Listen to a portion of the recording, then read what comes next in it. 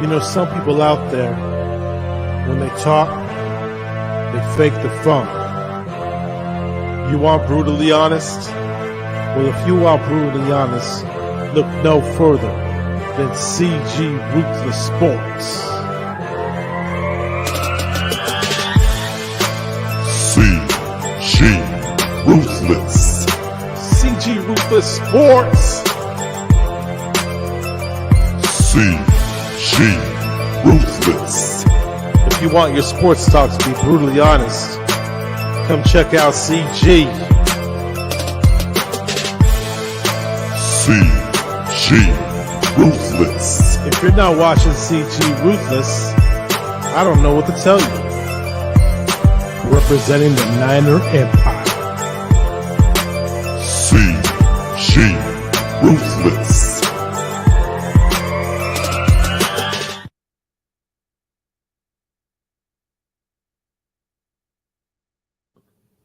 Ladies and gentlemen, please welcome Rams YouTuber Jake Ellenbogen. What's up, bro? How's it going, my man? Long time no talk. I've seen you in my streams. Really do appreciate the support. It's nice to be back on. Yeah, for sure, man. It's been a while. I know it's been like months, but where can they find you on social media platform? Yeah, you guys can follow me at JK Bogan on Twitter, and I have all my links there. I'm also JK Bogan on Instagram if you do want to follow that as well. Oh, that's good, man. Yeah, it's kind of been a long while since the offseason, but speaking of this season, man, we're going to play a third time. What do you look forward to this matchup, man? Yeah, I'm really excited to see these two teams go at it once again. I think obviously, the Niners have dominated the last 6 times, but I think when you look at it, both defenses are playing really good football. I actually had this coming into the playoffs, felt like the Niners drew a great matchup against the Dallas Cowboys, felt like they were the better team all year and really just dealt with injuries. And then I had the Packers win as well. I felt like they were going to be more physical, and that game was very physical. But, I think what it really comes down to is the way they've been able to pound the rock with Eli Mitchell and Deebo Samuel has been just unbelievable. What they've gotten out of Juwan Jennings, yards after the catch ability. And, Brandon Ayuk, yeah, he had 0 yards last week for the Packers. I don't expect that to repeat. He's a very good receiver in his own right. You have George Kittle, who, hasn't been used as much, which is really scary to me as a Rams fan. Because, this guy can pop off at any time, really. I mean, if you want to take him out of the game, then fine. You're probably going to allow Ayuk or Samuel to get involved. If you want to take Ayuk or Samuel out of the game, you're probably going to let George Kittle get involved. And, I just think the Niners have so many great things on their side of the ball. I think everyone forgot, except for Niners fans, really. They're playing without Mike McGlinchey, and Tom Compton is a huge liability. Don't get me wrong. But they've been able to find ways to kind of alleviate that stress on the offensive line. Trent Williams is the best left tackle in all of football. Just the way that they've been able to play, though, they've really, in my opinion, they've done a nice job of alleviating the pressure on Jimmy Garoppolo, who, to be honest with you, he did not have a good game against the Packers at all. And that's not anybody's surprise. He almost, he threw a few horrible passes to the flat that could have been, pick sixes to, an Eric Stokes or a Jair Alexander. One of those things where, if you throw those in, normal weather, and I don't even know if he would, but if you did, those are probably getting picked off. So, obviously you got to, limit those mistakes, but the way the defense is playing, getting all 3 linebackers back. You look at Azeez Al-Shaair, very good linebacker, not talked about enough. They get back Dre Greenlaw, and of course, Fred Warner, who suffered an injury against Dallas, was there against the Packers. You have, Bosa playing well. You have Jones playing well in the middle. Armstead, they'll have Ambry Thomas, I would expect, this weekend. So, I think all around this is, and I've said this on my streams, the Rams and 49ers, it is not a surprise that these two are facing each other for a third time. Kind of felt that way even after the week 18. And, I wouldn't be surprised if these are the next two, next year, that we're talking about in the NFC title game. I think they're the 2 best teams in the NFC, if Brady and Rodgers both, leave. Yeah, like the way you were saying it, yeah, like I think this is probably going to be the most interesting division because it hasn't happened for quite a while. But every time we play you guys, it's always been the numbers game. But yeah, the last game when we played against Green Bay, yeah, you can say Jimmy didn't play as great of a game. Like he had some moments where he almost threw away the game. He had that one red zone interception, but lucky it was in the first half because if it was second half, we can be completely honest, that game could have been out of reach from right there. But if it wasn't for the defense and if it wasn't for the special teams, I don't think we wouldn't got to be where we're at. But when I look at the Rams matchup, I feel like a third time, like some have said, hey, third time's the charm for you guys, and maybe there's a chance you guys get over the hump.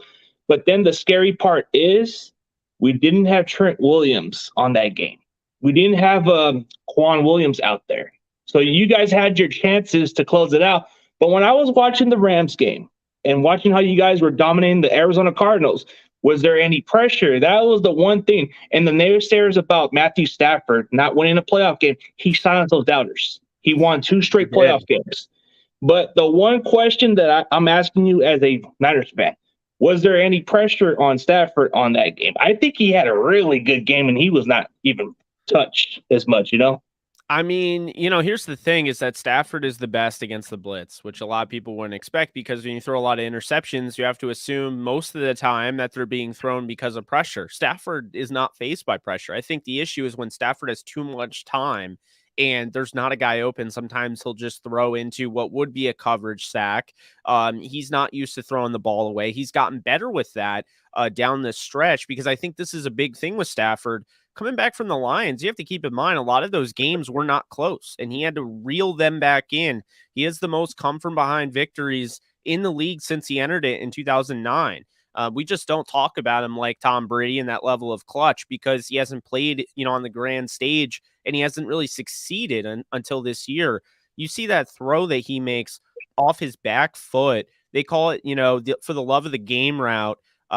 Basically it's a route to just create separation and just, open up the field and stretch things out. And so, you have Cooper Kupp go up the seam and then you have OBJ on one side, Van on the other, you have Higbee, and it's supposed to create space for your guys. And he just got open on that play and Stafford just put it right on the money. I mean, people were saying he underthrew it. I'm like, you have to realize he's throwing off his back foot and Ndamukong Suh is in his grill.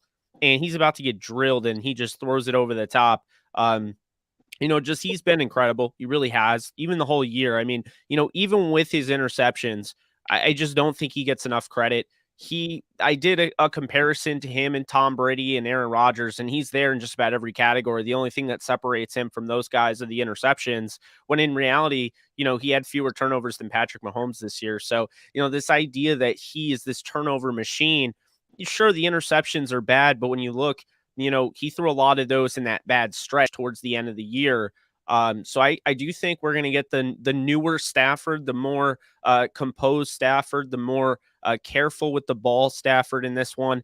And I think they're going to need it. You look at the Niners, if they can stop the run, they have a good chance to win this game because, then you're just putting it all on the quarterback. But we did see last week when Tampa stopped the run, and they stopped the run, man. They held, Cam Akers to 24 carries, 48 yards. If they're able to do it again, I do think that Matthew Stafford is going to be able to rise to the occasion and win. But obviously, if the Niners can stop the run, it gives them more of an opportunity for sure. Yeah. Stafford kind of he had his moments when he first started off with Detroit, which, let's be honest, it's not going to be building overnight. But when he played for a team like the Rams, they had the best supporting cast for him. They gave him the best weapons. The best wide receiver in the game, I think, is Cooper Kupp. I mean, this guy's been the most reliable guy. I don't know how other DBs can't even cover this guy. Like, even if you think for 1 minute you might have this guy cover, he's just a step ahead of you. That's one thing I'll give credit for Cooper Kupp, man. But Stafford and Cooper Kupp have something special, man. That chemistry is just off the chains. Like, no disrespect to Jared Goff, but there was nothing between him and Kupp on that connection. But when you look at that overall chemistry, man, it was just that offseason they've been working. It's like they've been working forever, if you think about it. But when I see how they were able to build that chemistry. But the one thing I look at that Buccaneers game was that pass by Stafford. And even the biggest mistake by the Bucs was blitzing during that situation and leaving Kupp open. And that will be the one X factor there is the fact that you guys were able to like have that chemistry and the trust that Stafford trusts him if the game was on the line. But when you guys were able to capitalize, you guys were this close to like choking the lead, but you guys were able to hold on. And that's the one question is Cam Akers, his ball security. Are you a little concerned about his ball security a little bit? No, it took a crazy. I mean, if you think about it, the last Rams loss, which was against the Niners week 18, the Niners had a 0.4% chance of winning the game after Jimmy Garoppolo went down on that sack by Von Miller under 2 minutes to go. So a lot had to completely unravel to give up that game. And I feel like it's one of those weird things where it may sound like a casual fan, talking, but hear me out when I say it. The Rams didn't need that game. They had already made the playoffs. They had already won the division. They didn't need that win as much as the 49ers did. When the Saints won, they knew, and you could see, in the press box, John Lynch is watching that.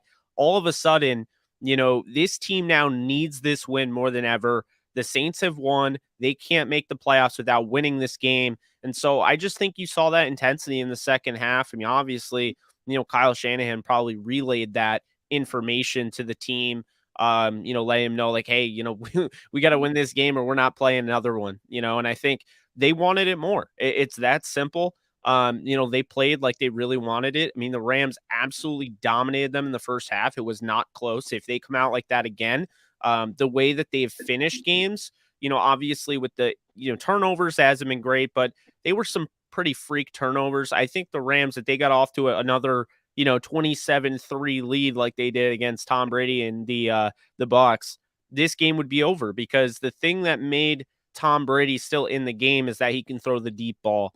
And I think the Rams game script is they're going to want to get Garoppolo throwing the football as much as possible, put some pressure on him. Right now, the two best pass rushers in the playoffs, without a doubt, the most pressures, it's Von Miller and Aaron Donald. Von Miller has hardly any wear and tear, because if you think about it, he's hardly played the whole year.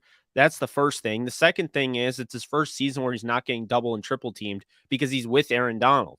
So Aaron Donald is taking the brunt of the double and triple teams, and it's opening up one-on-one opportunities for Von Miller. It's opening up one-on-one opportunities for, Leonard Floyd. And then you're getting that interior pressure from Donald, and the way Greg Gaines has played, in Sebastian Joseph Day's absence has been huge. Now, my big thing here is, can the Rams stop the run? Because we saw the first game against the Niners, they could not. The second game, they made some adjustments, and I thought they did a decent job. They gave up some chunk plays, but they still, they kept Eli Mitchell to around the 80-yard mark, which I think is, you can win games, on both sides. The Niners can win games with him at 80 yards. The Rams could win that game with him at 80 yards. But, to me, I look at it where if you keep this guy under wraps and you keep Debo under wraps and you make Garoppolo have to play from behind, you have the game won.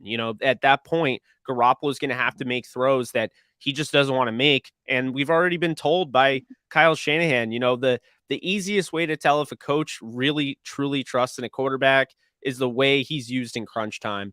And the 49ers told us by that play call on 3rd and 7, we saw Debo limping off the field on one foot. He was that banged up. They put him there on 3rd and 7, run the ball, end the game, set up a Robbie Gould automatic field goal.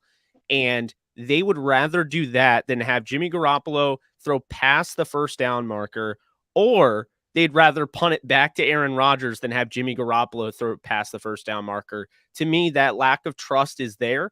It's very evident. And it's why I think if the Rams were to get up to a big lead like they did against, Arizona and like they did against Tampa Bay, they would hold on to it pretty easily.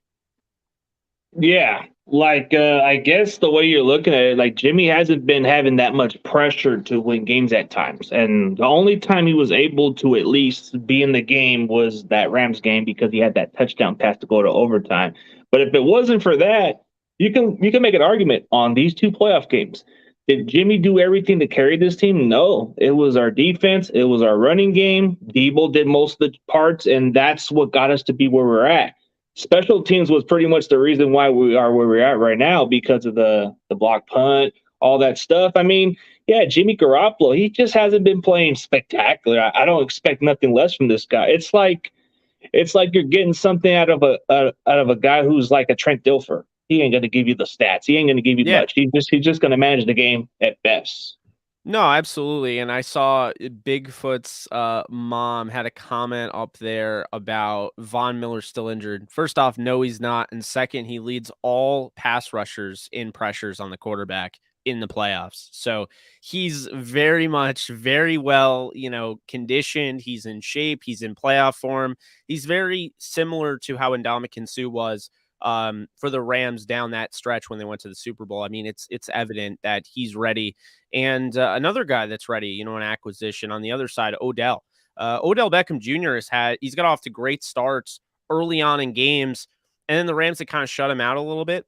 I'd like to see them continue to use him, and I think that they might do that, but I do think that Cooper Kupp is probably going to go over 100 yards in this game. They're going to really lean on him. I think they use Cam Akers more as a receiver. They'll try to run the ball, of course. Don't get me wrong. I think we'll see a little bit of Sony Michel. Darrell Henderson could be back. So that's something to keep in mind. And then the way Tyler Higbee's played down the stretch has just been so impressive that they'll be using him as well as, probably Van Jefferson.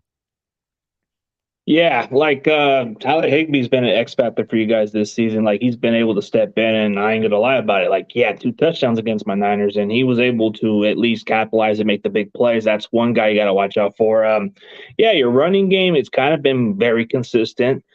Even when you guys played us after that, your running game got better after you guys played against Arizona and Tampa. But then Tampa has a really good run defense, so you guys did a solid job, and you guys were able to get the job done.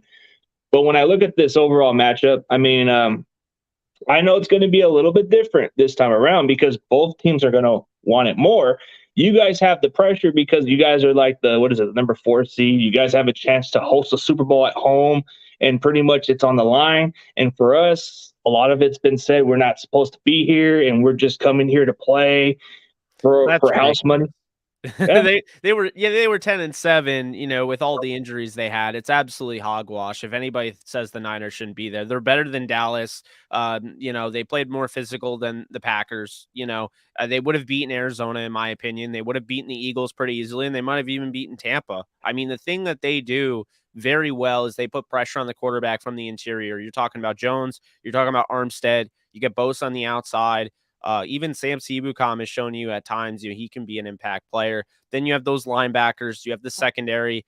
The Niners are legit. I mean, I can't stress that enough. Obviously being a Rams fan, I don't love them. They're not my favorite team by any stretch. But, I mean, I'm also an analyst, and I watch all the games. I watch all the teams. I can tell you right now, the Niners, anybody that thinks that they shouldn't be there or anybody that was surprised that they beat Dallas wasn't watching Dallas. They were just watching, the primetime games when they were, running up the score against Washington or New York or, Philly. I mean, I watched the Niners all year. I mean, they were in games against good teams. And, they may have not been great against, for instance, Seattle, because for whatever reason, you guys can't beat Seattle, like just how the Rams can't beat, the Niners. But that's neither here nor there. I think really they're set up for the future, in my opinion. I think the both of these teams are. I think the Niners a little bit more because they have Trey Lance, who I think by far was the best quarterback in this draft. I've said it. I think he's going to have a Mahomes 2017 season. I think he'll have like Mahomes when he played that one game. I think it was in 2017, and then 2018 he became like a superstar. I think we could see that at Lance. I really do. Now you're talking about a guy that has the Jimmy Garoppolo, has the Kyle Shanahan system, has all the weapons that can, win after the catch, but also has that deep ball. And we're talking, I mean, this guy can make all the throws. So, I'm excited to see him as a football fan, not really as a Rams fan, but I'm excited to see him, kind of evolve in this league. And I think, I wouldn't even rule out, if Garoppolo is really struggling and this is it, and they feel like they're down 27-3 in this game and they have no chance of coming back, I wouldn't be surprised if they, tried to light a spark under, this team and put in Trey Lance and see what they could do with that, that big arm. Because I'll tell you right now, the game is over if they get to that lead, because they cannot come back from, they can't just run the ball back. And if they can't run the ball in this game, it's going to be brutal. But there are so many other ways that the Niners can win this game, because if you think about it, if the Rams can't throw the ball, and they do a nice job, and say that, you get a Stafford turnover right off the rip and you get him a little bit rattled. Obviously he's the best second half quarterback in the league, has the best passer rating in the second half. He hasn't thrown a pick in the fourth quarter. He's been unbelievable in the fourth quarter. But, I just feel like at the end of the day, both teams have various ways of how they can win this game and how they could take over this game and turn it into a blowout. I could see both teams, if the Rams get off to a bad start and, say they get the ball first, so they don't even have that insurance of having it in the second half. I mean, it could be a blowout if the Niners, they can't stop the run. They are not able to control the game where they're forcing Jimmy Garoppolo to play from behind. I mean, when Garoppolo's playing with the lead, that's when they're dangerous because all they really have to do is run the ball and just manage the game with him. Have him make his throws in between the hashes and things like that. But when you're talking about a game where now he has to play out of structure and he has to step up and do more than what is asked for him in the system, that is when you're in the driver's seat. But I could see it both sides. To me, I think it's going to be a 27-17 ball game. I think the Rams pull away at the end. I do think that they're the better team, but I think the Niners have a great matchup against them. I just think this is different. The 0-6 goes out the window. This is now playing for the Super Bowl. They're at home. I understand the Niners fans are going to come in full force, and I'd just say let them come. I mean, at the end of the day, the Rams are 8-2 on the road, so it's not like that's really going to matter. They're used to playing, with that silent count. They just went into Tampa and just knocked off the defending Super Bowl champions. So even if it's 65, percent Niners fans, I don't think it changes the game on the field. Well, it's a different ball game, and it's out the window. Yeah, like pretty much the regular season of owning you guys for those last 6 meetings is definitely out the window. And you made some valid points about it when it comes down to it. Like, I think a lot of the pressure is on the Rams. I think they're frustrated at the fact that they've been dominant. I think Sean McVay's been asked this question so many times, and I think it's getting to the point where he's getting so annoyed by it.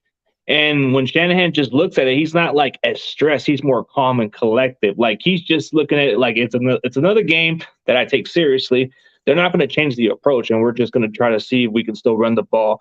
We might be a little wrinkle here and there and mix up some plays here and there, but I think what makes it more interesting is the way we're able to run the ball effectively, and you guys have no answers for it.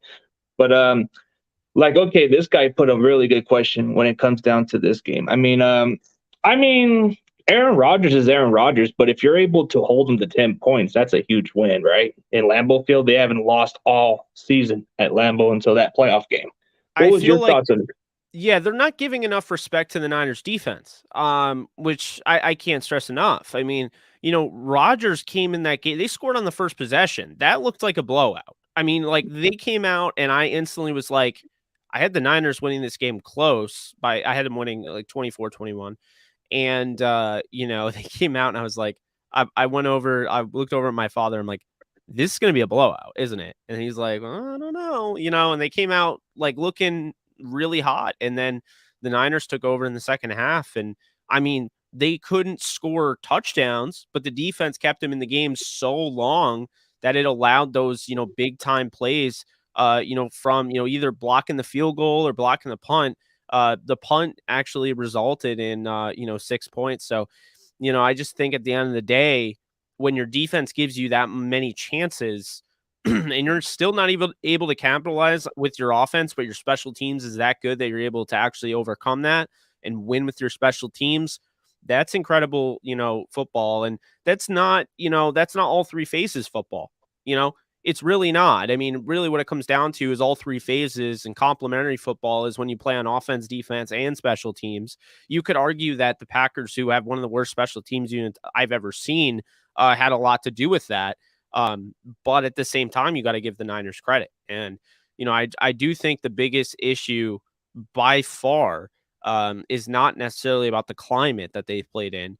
It's that, Garoppolo is 9-2 when he doesn't throw a touchdown, meaning, you could look at it multiple ways, but I would look at it in terms of he's 9-2 and 3-0 in the playoffs when they don't have to include him in the passing game. Like they don't have to include him in the game plan when they can just basically run it down teams' throats.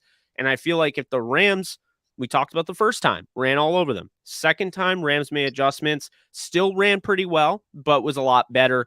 This third time, there's a chance that they're going to have Sebastian Joseph Day back, who has the best win rate of any defensive lineman in the league in run blocking situations. So he sheds run blocks. He takes on double teams. He's a gap eater. They've missed him for weeks. If he comes back, they have Ernest Jones back. Like, this is a team that isn't as banged up as they should be this late in the season. And a reason for that is because they have an incredible training staff. Reggie Scott is the best in the business. And on top of it, they have incredible depth. I mean, the fact that they can have a guy like Nick Scott, former 7th round pick, really drafted to be a special teams guy out of Penn State.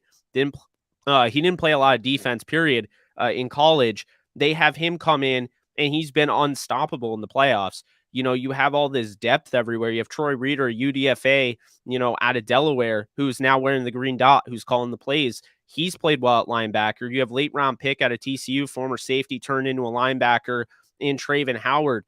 Greg Gaines, 4th round pick out of Washington, has really stepped up. So the depth that the Rams have is the reason why they're here. Just like same thing with the Niners, what they have as well. So really what it comes down to is if Sebastian Joseph Day does play, I think he'll make it a serious impact to the point where I do think the Rams can stop that run.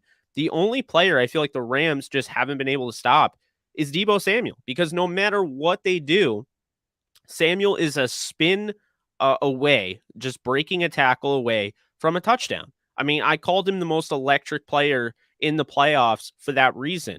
Cooper Kupp is the best receiver. It's not even close. He has the most receiving yards of any receiver in the history of the sport if you combine the playoffs. He actually went over 2,000. He's the only receiver to ever do that. But Deebo Samuel and what he does as a runner, ball in his hands, I think Kyle Shanahan truly gets how to use him now. And I think, this is a copycat league. And I think it did take, Cordell Patterson, the way he started this season off and how he was used as a runner. I think that really happened. And of course, it pushed teams like the Niners to use Deebo. You saw the Bills using Isaiah McKenzie that way. It just kind of changed the rhythm. But I honestly like Deebo more as a runner. I think he's the best running back that you have. I mean, he's the receiver, of course. Don't get me wrong. He's a great receiver. But I feel like he just does such a better job as a running back. And it's crazy, but he's just so good. He picks his spots. He sets up blocks well. He breaks tackles. And as soon as I said he should have 30 touches a game, he got hurt immediately against the Packers. But that's the guy I'm most worried about, not Kittle, even though you very much respect Kittle. I've had Kittle on my show. I love Kittle. I'm not as worried about Kittle or an Ayuk or a Jawan Jennings or even an Eli Mitchell as much as I am about Deebo, who could absolutely break the game open. Yeah, Deebo he can do a lot. Like, even like you said, as a runner, like I looked at his average yards, it's about over 6 yards a carry or something like that. And he's very tough to stop. After contact, he's physical.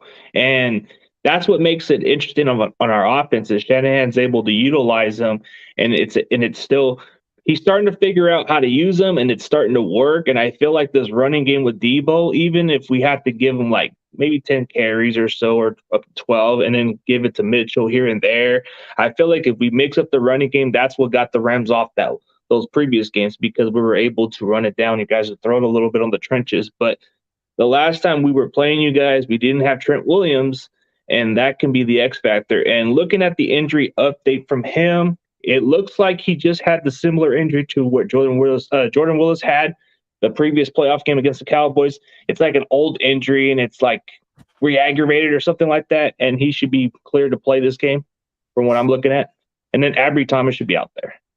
And then you guys have, was it Taylor Rapp supposed to return this week, if I'm correct, right? He might. The Rams are in a weird position here where, I mean, I don't know if you necessarily start any of the guys that are coming back from injury. I don't know if you start Ernest Jones and take Troy Reader and Traven Howard out of the rhythm. As great as Ernest Jones is, I feel like I would rotate him in and out. I don't know if you start Taylor Rapp the way Eric Weddle played last week and the way Nick Scott's played and Terrell Burgess. I don't know if you start, you can't really start Sebastian Joseph Day because you can't put Greg Gaines on the bench. Maybe you start him over Ashawn or whatever, but probably, a situational guy that they bring in, against the run.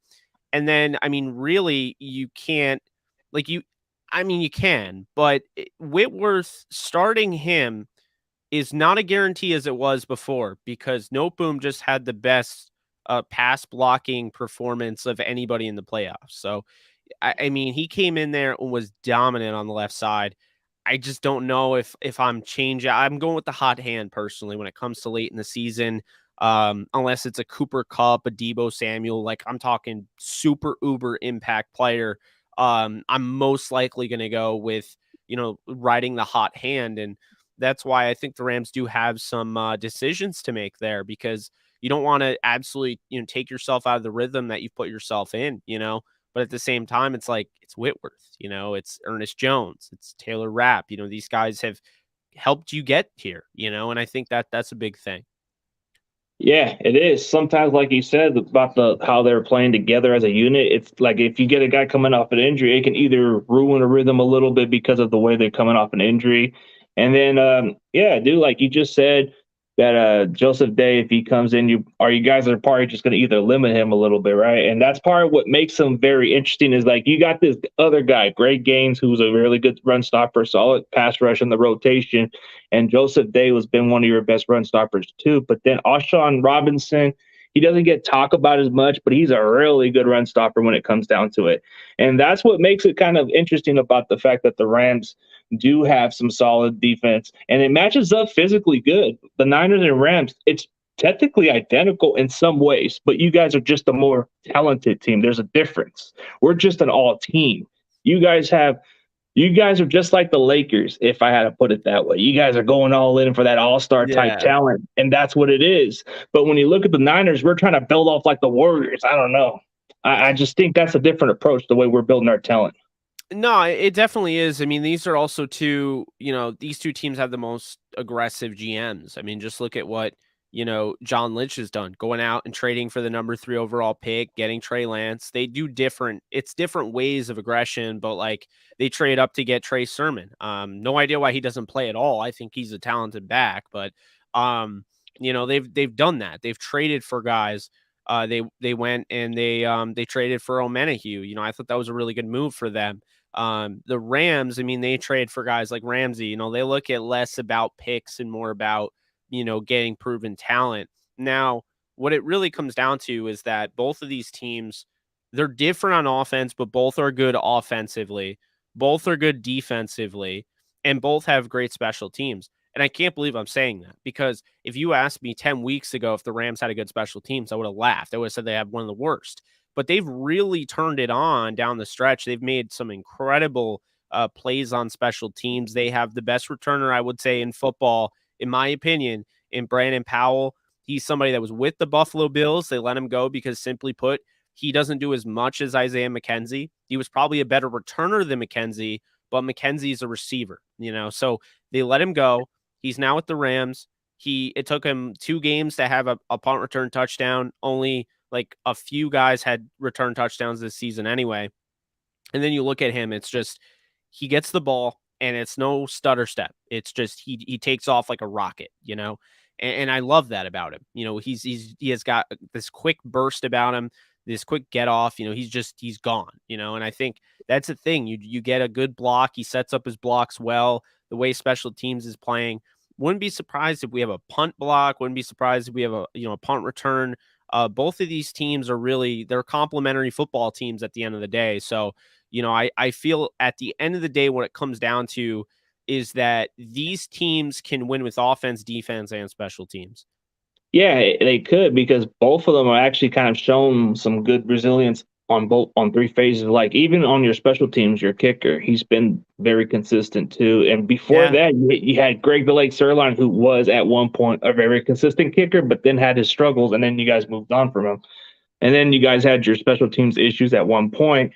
Then your defense has been your strength for quite a while. Let's be honest; they've been really strong. Even through the Jeff Fisher era, you guys had a really good defense, and it's still built on from that culture. But you guys went from Brandon Staley to a Raheem Morris type defense, and I think it's still a really good defense, no matter how we see it. And then your offense, it's got It's gotten better before. I mean, but then Robert Woods, I think Robert Woods is just one of the biggest key Oh losses. Like yeah. he doesn't get talked about much, but this dude is one of your like the best blocker, the guy who can run the routes. This guy was reliable. That's what makes it more kind of like the one underrated loss because of him. Because this guy does it all for you guys, and he doesn't get much mention. I mean, Oh, no disrespect. absolutely. Yeah, no disrespect to Cooper Kupp and Odell Beckham, but Robert Woods should get some respect out of his name, bro, because he plays it at the highest level.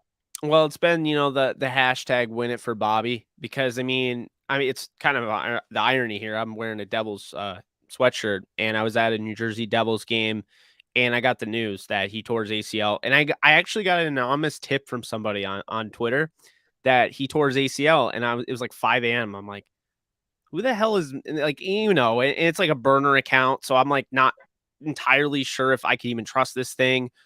And then it comes out later on that day, and I'm like, oh my God, that anonymous burner account was giving me actual information. I could have reported it, but I wasn't going to report it because I'm like, that's not a source. So it just awful, what he does. And I honestly, I'll tell you, and it really goes to show you, the Niners did a great job, when they played the Rams, at Levi. But here's the thing. That game was an anomaly because the Rams haven't been blown out by anybody this season. Really Arizona, but I mean that game, I don't know if I'd call it a blowout.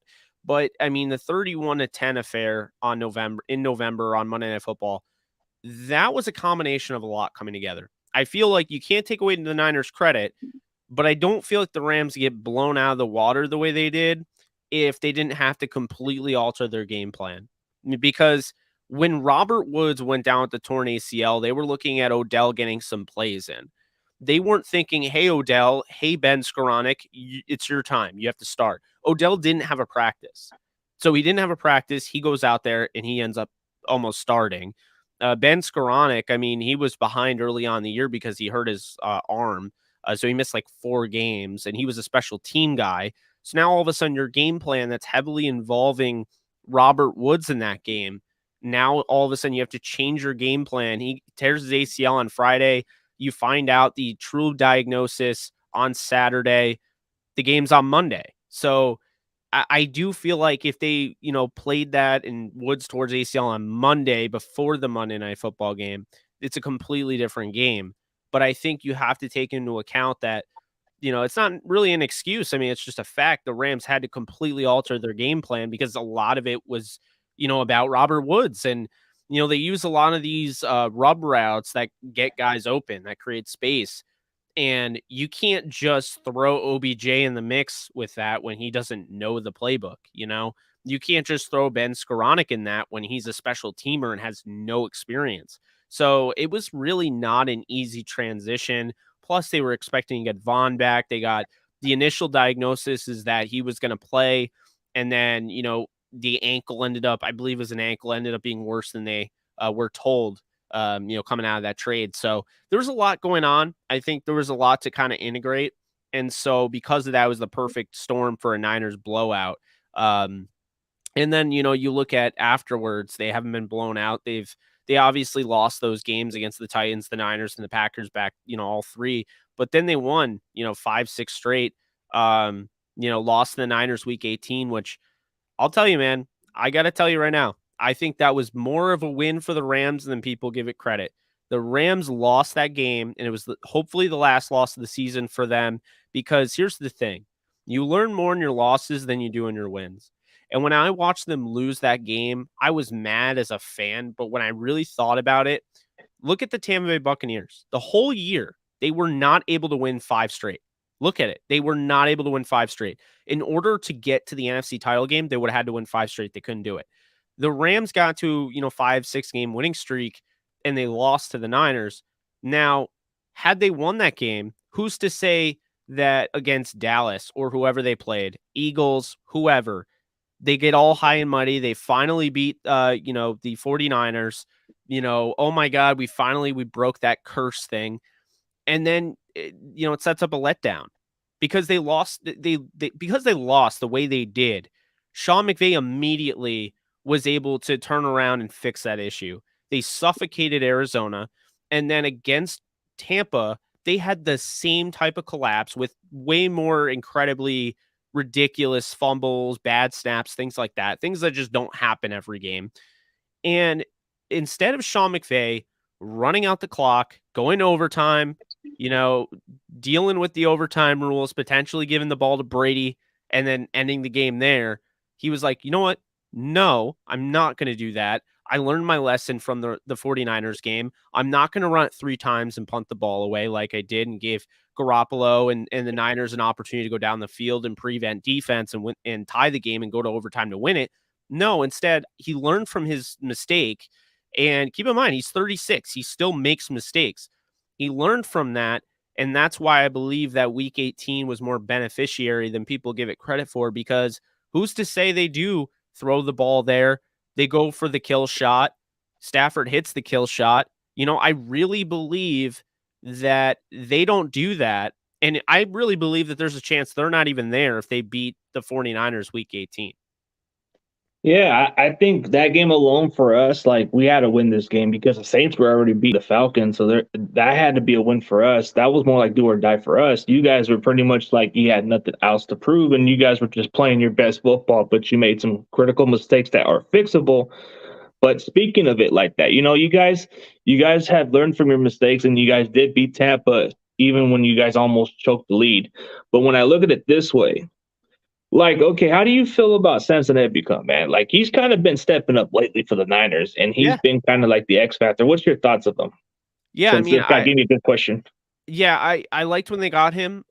Very athletic talent. Always felt like he was mainly an inside linebacker, though, that they kind of just tried to push at edge. But the Niners paid him way more than I would have, so I totally understood why he was gone.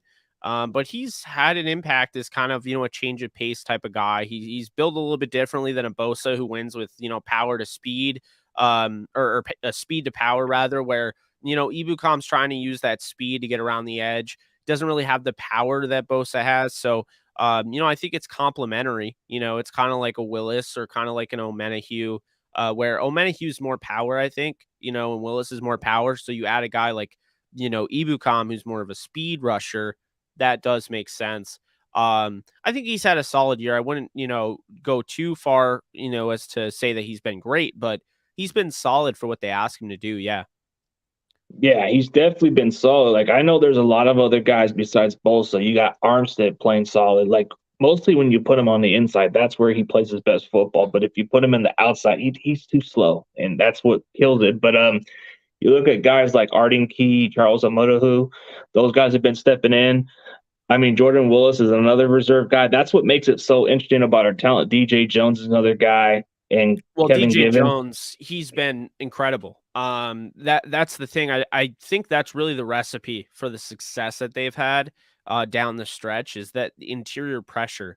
When you get interior pressure, you can't step up in the pocket. When you can't step up in the pocket, you can't really step in your throws. And when you can't step in your throws, you're not getting velocity. You're not getting accuracy. So it made it hard for Rodgers, made it hard for Stafford, made it hard for Dak. That's the recipe for success. It's why the Rams have built their defense around Aaron Donald, because if you can get Aaron Donald going up the middle, then now all of a sudden this quarterback can't step into his throw. And if he tries to sidestep Donald, he might run into a Floyd, or he might run into Von Miller or Greg Gaines. And that's how you set up the trap, so to speak, in the quarterback pocket. I think, Garoppolo gets the ball out decently quickly, but it's not anywhere near as Brady. So I think it was great practice last week, to be honest with you, that, the Rams were rushing against a guy like Tom Brady, a guy that was getting rid of the ball really quickly, and we're still able to sack him 3 times. Yeah, because Brady usually throws that ball pretty quick, and he quickly processes. But you guys were able to get him 3 sacks. Was pretty much like you did a good job there. Like, you guys were playing good in the first half, dominating them. This looked like this game was pretty much going to be a blowout, if I had to be honest. And then in the second half, there was collapse here. The main concern about it is, like, I think a lot of it should be fixable, but we shall wait and see what happens. But when I look at this overall game, I look at the fact that Stafford hasn't really thrown mistakes. He hasn't thrown any picks since week 18. And I think the reason why he has had a pretty good game, it's because nobody was able to pressure him consistently. Like you just said, if they blitz him, he does well. He has better percentage. But if you do like those less pressure, like the ones where they just do their job right, that's where he doesn't do too much effectively. I've noticed the stats, like the way you said it, when you blitz on Stafford, Stafford does really good. And that's what makes it kind of like people don't get. Like Stafford does good on pressure when it's need to, but when you blitz him, you're screwed. Don't even try to blitz him at times. Yeah, I mean, well, I definitely would blitz Garoppolo, wouldn't blitz Stafford, wouldn't blitz Mahomes, and I would blitz Burrow. It's not that Burrow can't, operate under a blitz. It's that the offensive line is such a joke right now. The blitz is going to get through quicker than Burrow can read a defense. And it's going to, I mean, if you put anybody behind that offensive line, you're probably getting the same result. So, yeah, I mean, that would probably be my course of action. I think when you don't blitz guys like Stafford and Mahomes, you make it harder on them. And, again, there are guys that do well against the blitz. There are guys that don't. You have to find the ones that don't, and you have to just, go overload one side of the offensive line and see if you can create some mismatches. But, I think that I think the 49ers have watched a lot of Tampa film to be like, you know what, we're probably not going to be doing what they did there. We'll probably do this, And so I think that there'll be a lot of adjustments made for sure. Yeah, there's going to be different adjustments because most opponents, they got to look at the film and see what went wrong with this team and why this team won and what they can do to actually beat this team. And, it's not going to be easy playing you guys, and you guys are doing your film work on all this stuff. So you're probably going to look into the Green Bay game and say, this is what the defense did to Jimmy, and this is what they got to this game closer. And if you look at the Dallas team, you're going to say, this is what they did pretty well, and this is what they did terrible. And that's how you guys would be able to adjust. And I know the Week 18 game, that film's out the door. You guys are just going to see what you guys can do better next time. Yeah, and I think really, the Rams disguise coverage more than any team in the league. So I think they already know they kind of have a built-in, it's going to be hard for Garoppolo to even read this coverage and everything. And so, if you rush his throws, if you get him to make a Kyler Murray, where he's just like that, then you're going to have a good chance to win this game, because I think even with no pressure, I do think Garoppolo is prone for one mistake. And, the question is, do you capitalize on that mistake? Do you turn that into an interception, or do you drop it? Because you don't know how many of those you're going to get. Yeah, because those are the opportunities that you ain't going to get. And that's the thing, Jimmy Garoppolo isn't going to be the kind of guy that's going to he's not going to win a shootout with Stafford. I think he just has to be able to get the job done. Stafford, when he has to be forced to throw the ball, that's the one thing that makes it interesting, is he can either have a brilliant performance where he looks really good, and then there's this performance where he just throws a couple of picks here and there and almost costs you guys the game. So that will be the one factor, is like, when I look at the tail of the tapes of the Rams, you guys are really good in the first half. The Niners, not so much first half team, but the second half, we make the most adjustments when it comes down to it. Like, if you notice how DeMeco Ryans changes up the coverages here and there and makes the quick adjustment, that's where I kind of give credit where it's due for DeMeco Ryans. He does a lot more better adjustments than what Robert Saleh would ever do, just realistically. I see this guy becoming a head coach, and I see him getting the interviews, and it's kind of crazy how he's a smart guy. Like, I got to give him credit for being a first-year defensive coordinator. Oh, yeah. Well, I said, kind of coming out, when they were going to let go of, when they were going to have to let go of Saleh and let him go get his job, I said immediately, I'm like, DeMeco Ryans has to be the fit there, because, promoting from within is so important. I'm hoping Sean McVay does that if they do lose Raheem Morris, who's done an incredible job. But promoting from within is so important. And when you have a guy like DeMeco Ryans, a young former NFL player that was not long ago just in the NFL, who just gets it, and is been in the right state of mind, has been with the right people, you got to pull the trigger on that, and then they also have McDaniel, OC, who's getting head coaching conversation about him as well. I kind of thought he would go to the Dolphins, but I don't know if you heard, but the Dolphins, basically the only prerequisite is that you have to be okay to coach and you have to keep Tua as your quarterback. I think that's just that's a little ridiculous. So I don't know if anybody is going to take that job from the Niners, or I mean, I don't know who's going to take that job, to be honest with you, because I think a big part of, being a head coach is being able to trust who the quarterback is. And, if you're sitting there kind of feeling like you're stuck with this guy, even if he's not playing well, it's just not a good start to a young coach's career. Yeah, and especially if it's not a quarterback that he's not committed to. Like if you're gonna hire a head coach, you got to make sure he gets his quarterback first. But if he likes this guy and he's gonna work with him, then he's okay with it. But like you just said, like Mike McDaniels, I don't know. I think he wants a quarterback that would fit the scheme of what he wants to run. And I don't know about Tua. Tua's just a little too inconsistent. And I think that's the only interesting factor is whoever the Dolphins hire, it's going to have to depend on who wants to give Tua a chance. And that I mean, it depends on it. But when I look at these candidates, yeah, D'Amico Ryans, I think he deserves some considerations to be a head coach, but I think he needs another year to just season up his play calls and elevate. I mean, that's kind of like the same way they did with Brandon Staley last year. He had his first year, and I think hiring him was just kind of an interesting move, but you could have given him another year to build this entire commodity. But they just want to take the hot names and then somehow they don't. Yeah. Well, I'm okay with that because I'll never here's the thing what I'll never do. I'll never have an issue with a team trying to go against the status quo.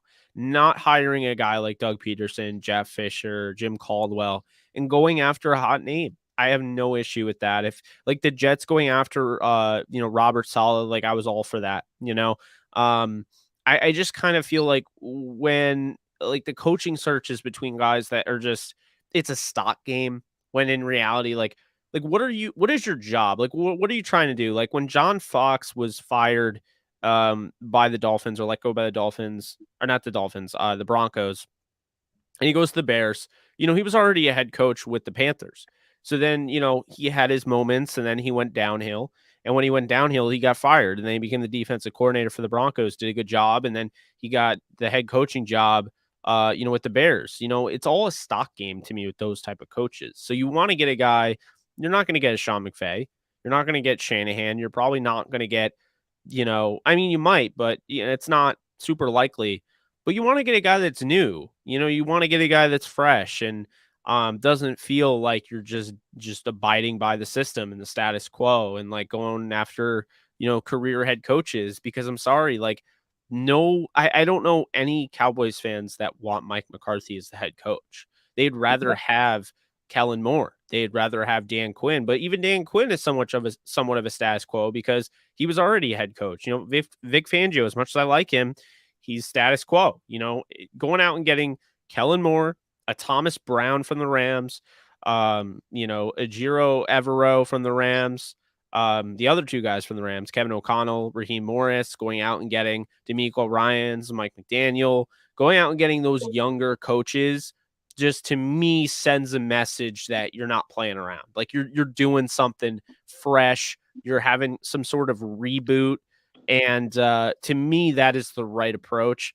I understand the veteran coaches. I understand the pros and the cons, but I just think that there's way more pros going with a guy that's fresh. He's new.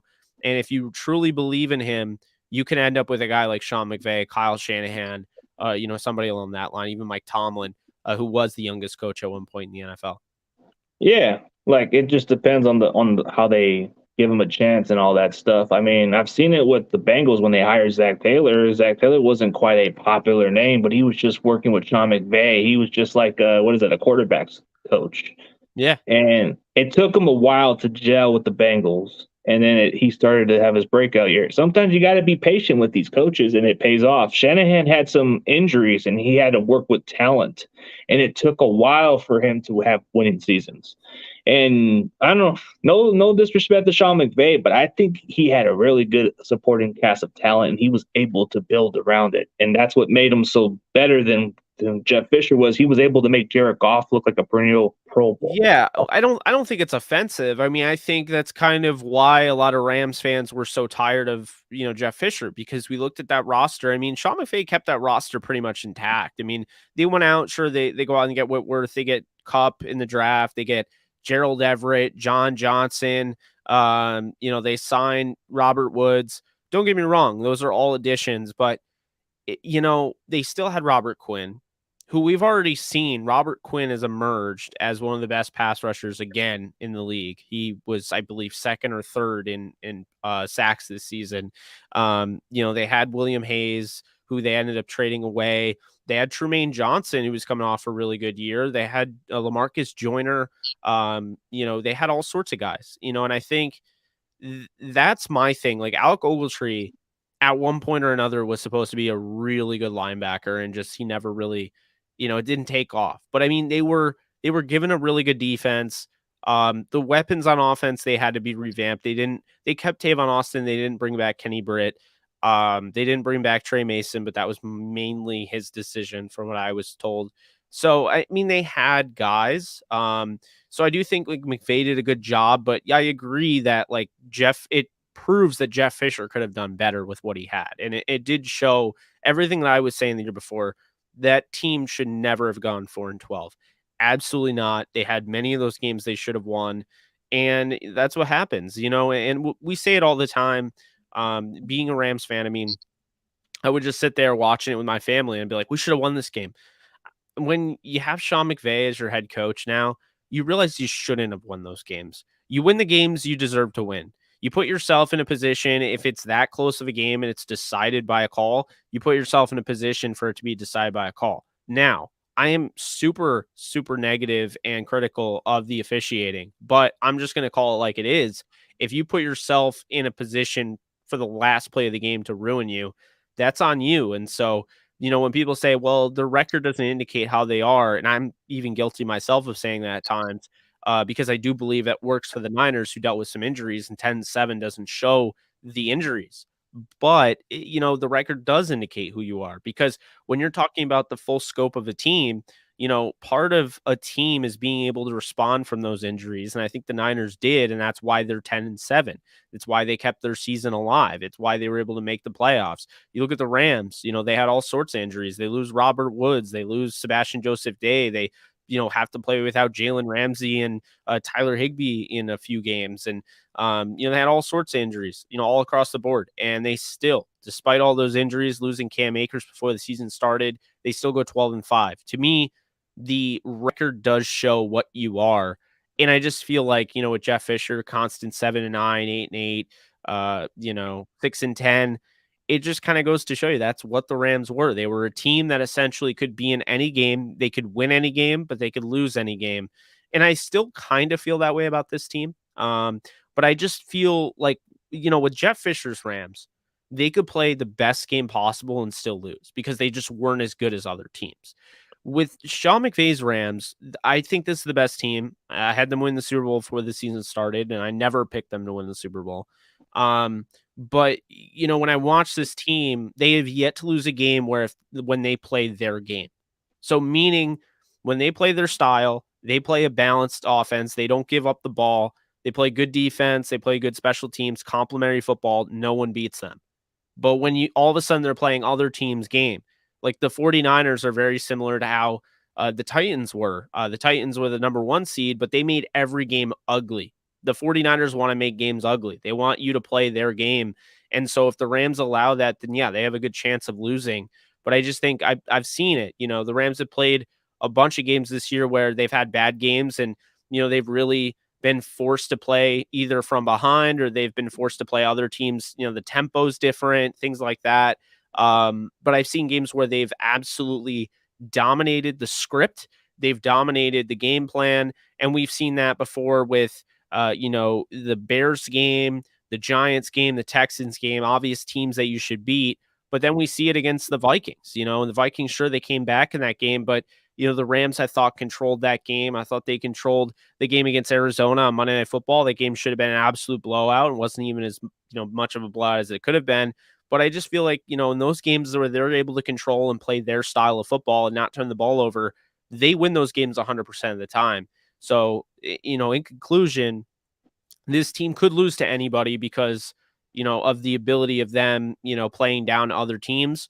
But at the same time, they can beat anybody because when they play at their best, they are the best team in the league. I think their best we have not seen yet, which that should scare the rest of the league, to be honest with you, because, if they do get by the 49ers, like I believe they will, and they play the Kansas City Chiefs in the Super Bowl, like I believe they will, as a rematch to the 2018 Monday Night Football game, 54-51, I'm thinking we're going to see that offensive explosion we haven't seen all year. And maybe we even see the offensive explosion we haven't seen all year against the Niners. Who knows? But they still have not played a full, complete game. I think the closest was against the Buccaneers earlier in the year, and then you could argue the Arizona Cardinals wild card game. Yeah, because you guys were playing in the playoffs and you guys were playing through like you had one home game, then you went into Tampa and you guys had to play. And the thing about Stafford was he was able to silence the doubters because they talked about how he wasn't able to win the big one. But speaking of this, since you're saying that if that's the outcome of the game, what if this comes around? Like this is the question that this guy's asked. What would be your thoughts of this if this ends up being the Niners winning a third time in a row? Well, Like, I mean, how would that feel? of course, I'd be pissed. I mean, well, think about the effects of that. I mean, first off, just everything like I've gone through, the end of last year to this year, losing my grandfather. This is kind of the one thing I'm kind of clinging on to. Like, okay, this is cool. I would really I would really like a nice little pick me up, so to speak. So yeah, I'd be pissed, especially the rival of my favorite team. Having to hear, not yourself. I think you're one of the best 49ers fans I've ever come across. So I don't think you, but, there's a lot of people that would be so unbearable and would, make me so easily root against them in the Super Bowl. That would piss me off. And then on top of it, hearing the Stafford haters back again, like as if, last week didn't happen. They beat the GOAT, so to speak. That would piss me off. And then, on top of it, I mean, it kind of takes a little bit of a hit on my business, because YouTube, I do it full time. So, it wouldn't be great for my business either if the Rams lost, but, just talking logistically, speaking, it sucks all the way around. As a fan, as a content creator, it sucks. So I'm not ready to get into the NFL draft yet. Hopefully the Rams aren't about to push me in that direction. And I really don't think they are, because I think at the end of the day, I think this team, since about week 11, week 12 has been on a crash course with the Kansas City Chiefs. I really do believe that, and we'll see what happens. But I really think that, Sean McVay, it's one of those things where young coach made the adjustments right after, the first 3 game, that 3-game losing streak right after Green Bay. And despite the fact that Green Bay held the ball 2/3 of that game.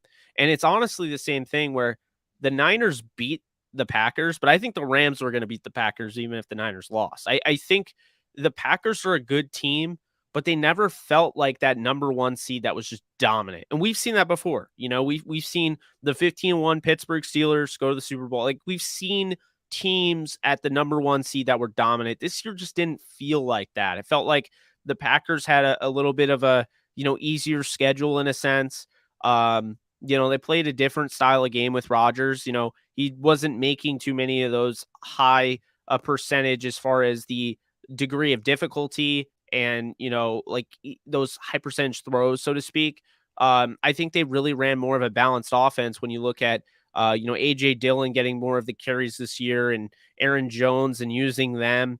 The defense played very well, but I felt like the Rams truly would have won that, rematch against them just the way the Niners did against them, because they played the Niners earlier in the year and they almost lost to the Niners. They probably should have. So, my point is, the Packers had that game. They won it by 8 at home and they held the ball 2/3 of the game. The Rams were like, we're done with this. We got to be able to run the football. We got to be able to stop with the time of possession, because it was getting ridiculous. The Rams' time of possession, it was keeping Stafford on the sideline. The bend don't break defense was just getting absolutely gashed, and it wasn't working. And so when Sean McVay changed up a little bit, tightened up the defense, you can tell the defense since has had this little, edge, so to speak, tightened up, the offense and, different things along the lines of changing their blocking schemes and even the time to spend game planning and getting Odell involved more, I think was beneficial. You look at the Jaguars game was the get right game to get them back on that winning path. And then they were able to beat Seattle, Minnesota, Arizona, Baltimore. It was just a very, clear message sent that Sean McVay is growing. And despite the fact sometimes, he can get on the fans' nerve and can be, conservative, and his play calling will have you be in there like, wow, he is amazing one way. And then the other way, it might be like, oh my God, what is he thinking? At the end of the day, this guy is 2 years younger than Belichick when he became a head coach. We need to realize that he's continuing to grow. He's continuing to learn from his mistakes. He's just absolutely impressed me down the stretch here. Raheem Morris was 100% the right hire, so he's already proven himself in that regard. And so I think the Rams come out, they're going to win this game 27-17, and I think they're going to send the Niners home, but I think there's a good chance that this is a rematch in next year's NFC title game. Yeah, we'll definitely see about that. Like, I know you have your belief. I know there's possibility of your revenge, but this is just a team that's getting hotter and peaking at the right time. I mean, this is going to be a really close game. Last time we played you guys, we didn't have Trent Williams. We didn't have Quan Williams, and I feel like that could be the one difference maker that can determine the team between both.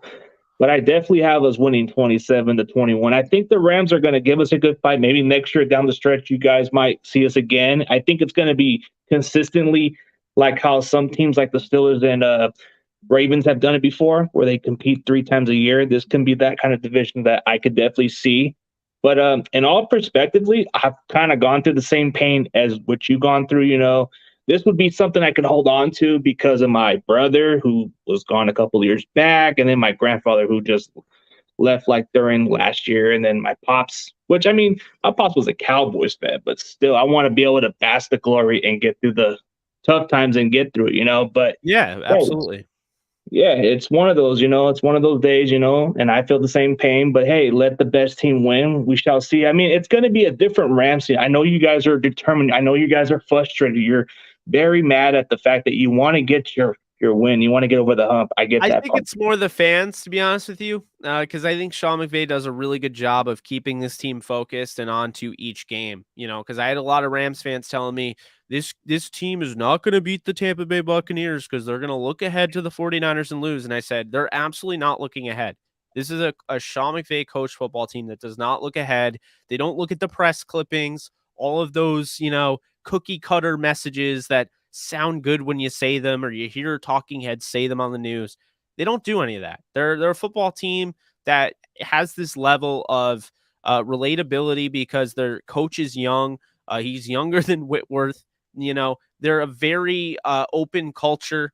And I feel like at the end of the day, the Rams are either going to play their game and win this game, or they're just going to, play down and they're not going to play up to their standard and they're going to lose. And, if they do win the game, then, I mean, I will be very happy and I won't be surprised, but I won't be surprised if they lose the game because I've also seen them lose to this team 6 times. I've also seen this team, at times show you a lot of, oh, this is when they're coming alive and then they lose. Here's the thing though. The 2018 season, they really should have ended up playing the Kansas City Chiefs in the Super Bowl. Regardless of that, I felt like they were the best team that year.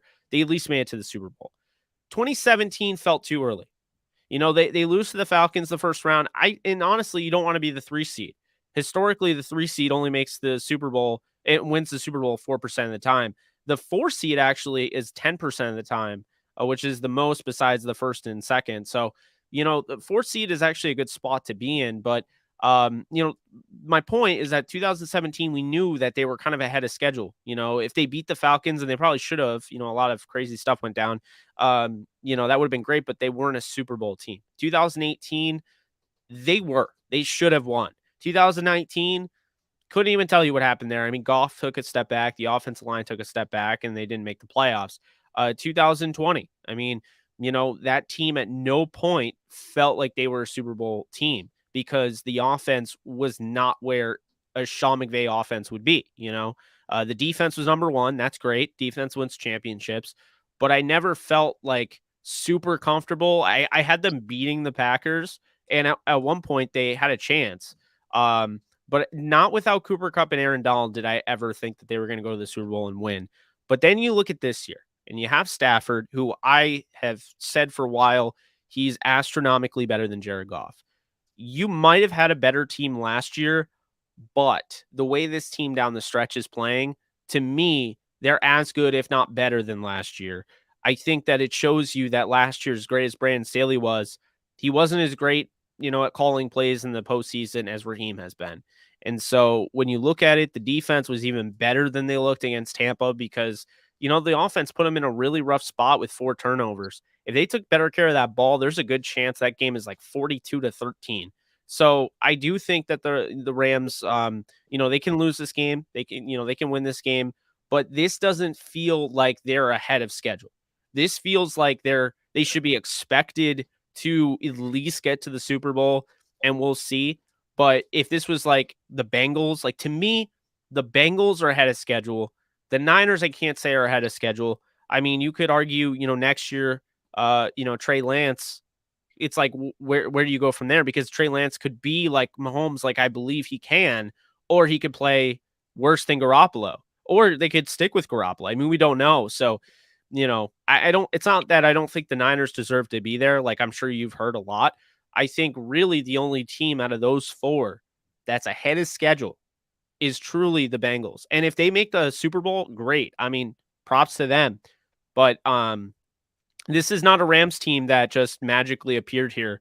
They, by all means, should be here, So that's kind of my thing here. I watched 2017, felt like they were a year or 2 away.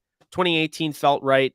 2021 feels right. 2019, I can't even, I have no comment on what happened in 2019. I'll just say that I'm still bitter that they would have made the playoffs under this format.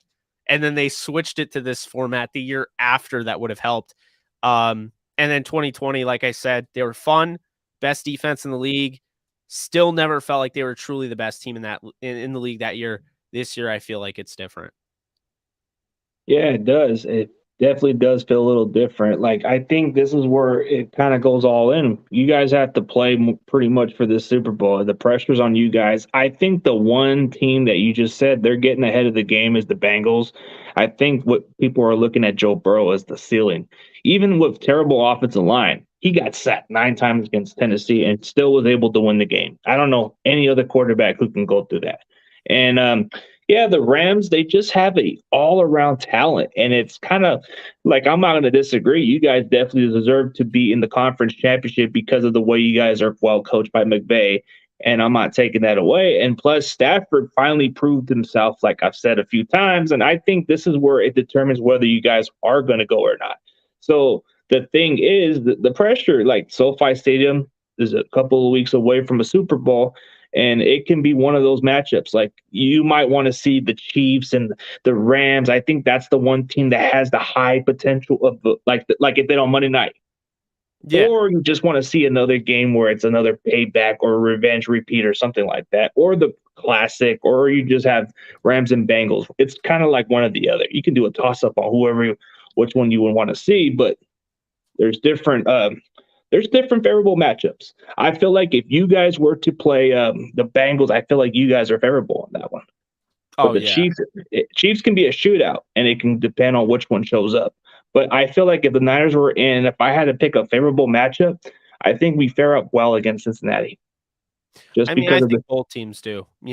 I really, Cincinnati, like I said, I mean, could they win it all? Sure. I mean, it is possible. They're 2 games away, so to speak. But I just, not having an offensive line does not sit right with me. I'm just hoping Burrow has enough time to actually make that a game.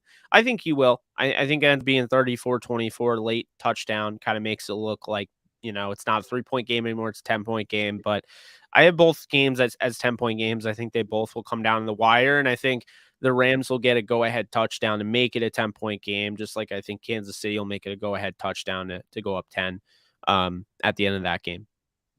Yeah. All right. We'll definitely see that, man. I know you probably got to do a little podcast a little later, but I appreciate you on the show, man. It's been an honor. Few months ago, we were having a good debate about this division. Yeah. You got some good knowledge. You're giving me some good tips on those all 22 stuff. I probably need to check more into that so I could do more film work and all that stuff. Like, everybody's been. Remember what I said about the Seahawks? I was like, we don't worry about them. Oh yeah, we don't worry about them. They're in the bottom now. Yeah, I was like, that was in November, and I was like, yeah, they're going 7-10, and they literally went 7-10. Yeah, that's what you said like during like that time. Yeah, I remember you saying that. Yeah. Oh, they're not going to go nowhere. It's going to be between those three teams. Yeah, I don't know what they're doing long term, nor do I care. They've been I don't feel bad for those fans at all. They have been the cockroach of the division where, it's always the joke there can be a nuclear holocaust and the things that would still you know, like be alive, so to speak, or a cockroach and, the Twinkie, those are the things that would survive. So, I mean, Seattle is a cockroach. They have survived Hasselbeck, Russell Wilson. It does not matter who has played quarterback. You even saw this year. You're like, you got to be kidding me. They're winning games with Geno Smith. Like they're turning back the clock. Like this is insane. But finally, I knew it. Their reign of terror was going to come to an end. Cannot believe they won the division last year. They were not good enough to win the division last year. And the Rams proved that. I mean, they just knocked them right out of the wild card round in their own home. So, I think we'll see who they get at quarterback. I have no idea who they're going to get at quarterback, to be honest with you. I don't know if they're going to stick with Russell Wilson or not. I don't think personally they will, because I think Russell's going to want out. And I think there's a chance Pete Carroll retires. I mean, I definitely think that's still on the table. But this is the Rams, Niners, and you could argue Cardinals division now. This is a 3-team race. I need to see more out of Seattle, as far as team building an offensive line, and the quarterback situation. I need to know who's there before I can put them back into it.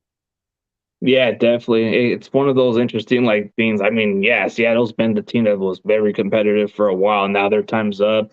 It's either a change of the culture, like either Pete Carroll leaves or Russell Wilson wants out, and we'll see how that pans out. But like I said, like we don't even care about him at this point. So it's like we're focused on getting to the Super Bowl, winner takes all, and let the best team win. And best luck to your team. But except I'm playing y'all team, so we'll see about it. Yeah, absolutely. Best of luck to your team as well. And, I think it'll be a good game either way. Yeah, me too, man. I think it's going to be one of those games. It's probably going to be the most talk about game by far. Hopefully.